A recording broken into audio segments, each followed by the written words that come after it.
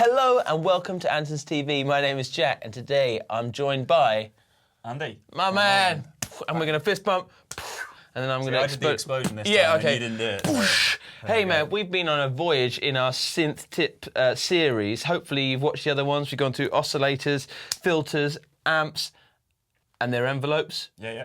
Envelopes in relation to the filter. If you haven't seen those, check them out in the description below. I'm gonna just do a suplex onto it. It's going in. Now we're on to LFO. LFO. They were an obscure, for a bit, a boy band in the late 90s, like Funky Ones. Go check it out, Abercrombie and Fitch, if you know it. But anyway, I digress.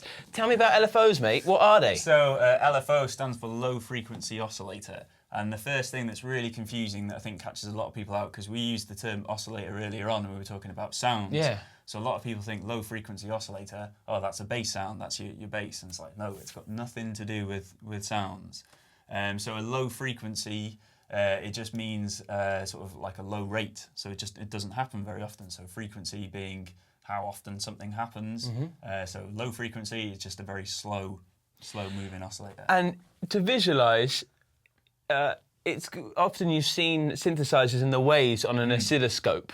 Yeah. And would that be, if it had really, doing intensely expensive graphics here. Yeah. So say like a normal wave would be like that, it would be undulating at a very slow amount. Yeah. So the higher the frequency, so like the higher the pitch of the sound, it'll be moving very, very quickly, as you say, but then lower pitch ones will move really, really slow. Wicked, cool. And right. So what an LFO does is a way for us to modulate the sound, and modulate means that we apply a change to the sound over time.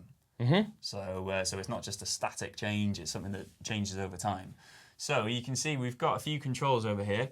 So we have a few different wave shapes which look like oscillators, so again, it could be a bit confusing, but we'll explain it. We have pitch, filter and amp, and we have a fade control and a rate control. So the first most obvious one to do is, so we'll set it on a sine wave. So that means that that's the wave shape that the LFO is working in. And we're going to turn the pitch most of the way up. And if you play a note, there we go. So if I turn it down to 0, and I'll turn it.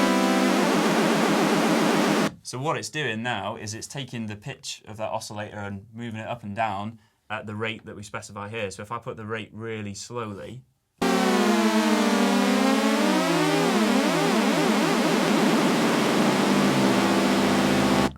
and you can take it, if you take it all the way up there, it's almost so fast you almost can't even hear. And that's is that when you see the chap on Sonic State where it goes up into the audio rates? Basically, yeah. Cool. And that's another thing, and it's not. Let's touch on it. Some people, once you get like an advanced black belt synthesist, you can work that into your sound. Totally, it's fair game. Experiment with, because hey, it ain't wrong to have it up there. No, exactly. And that's almost quite cool in a way. You're getting that real thick kind of sounds, so almost wrong, distorted. It feels so right. Cool. So that's pretty cool. But then, so that's doing pitch, and you can go plus or minus. So it just basically means, is the pitch going up or is it going down?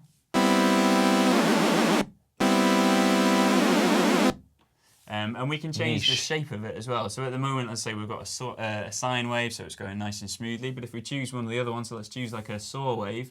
So it'll work.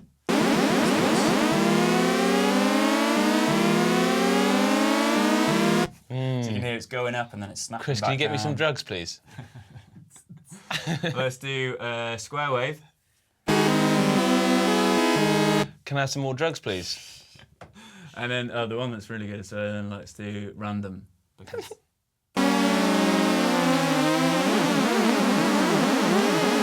that's when I've done all the drugs. So that's really cool. Home. So that's with pitch.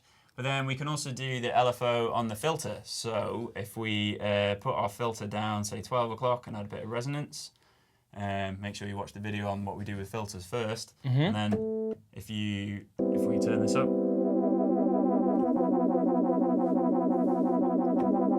so basically it's opening and closing the filter for us.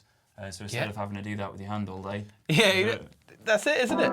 It's a great way of thinking of that this is automating things that you could be doing with your hands. Yeah, totally. Instead of an abstract thing. Yeah, literally, this is moving that filter knob, isn't it? Yeah, and like the one with the tuning before, we could sit there with the tuning dial and spend all day turning it, which I'm sure would be fun, but you know, this makes it a lot easier.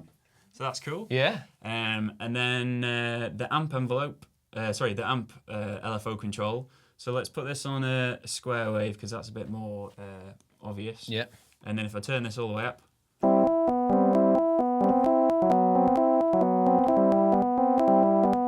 so it opens and just basically closes the amp envelope sort of in time with that. So you can use those for a bit of sort of creative things.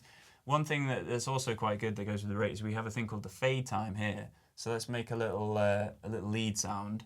So what we're going to do is have a bit of pitch modulation. Sorry, pitch LFO. So, So it does that. But if you want to play like a lead sound, you don't want it to get in the way of you playing the notes. So like a natural singer's vibrato, I'd go, I won't do it. But, you know, maybe I will. It wants to come at the end. Yeah, exactly. So we can do the same thing with the fade time. So if I turn up the fade time, it means that the beginning of the note, there's no LFO, and then the LFO comes in. Can't fade me. Exactly. So that means you can play your solo. Yeah, so a bit... hold that note at the end, you get that poshness, like that LFO coming through, which is really cool. I dig, and they can be often sync. You know, things that are chopping, and you're doing modern production music. You can sync them on a lot of keyboards as well. Yeah, so you can sync it to the tempo of things we're going to. If you're, if you've connected your synth to other stuff like MIDI, and you've got drums running, and you want everything to be in time, you can have it so the LFOs are clocked so that they. We're always in time with the beat. Or you can be a gangster and just listen for it. Yeah. Do you know what I mean? That's the old school way, isn't it? Old school way of doing things. Anything else on there? LFOs? You can get, so there are different ways of doing things. So like if on some synthesizers you can stack LFOs together, so you can have one LFO controlling something, and then you can have another LFO controlling something at a different speed, and things like that. On the System 8, it kind of makes it a bit easier for you because you have a couple of variations where it'll have different shapes. So like if we go to variation 2, so you can hear there. So we've still got that fast pitch rate that we had with the rate there, but then it's also sort of fading it in and out at a slower rate. So there's like 2 LFOs going at the same time. So you can get really creative with it. Nice, right. Where are we going to go next? We're going to look at the arpeggiator next. Oh, good times ahead. Let's high five out this shit.